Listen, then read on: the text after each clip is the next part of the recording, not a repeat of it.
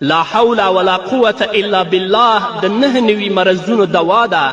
په دې کې تر ټولو د کمې درجې لرونکی مرض غم دی. څومره مرضونه چې لري لا حول ولا قوة الا بالله ووایه، الله به دې مرضونه ختم کړي. څومره غم چې په تا باندې وي لا حول ولا قوة الا بالله ووایه، الله رب العزت به دې غم لرې کړي. دغو ټولو مثالونو د وړاندې کولو څخه دا په ډاګه کیږي چې د مصیبتونو او تکلیفونو د لرې کولو لپاره د ایمانی صفتونو لکه تقوا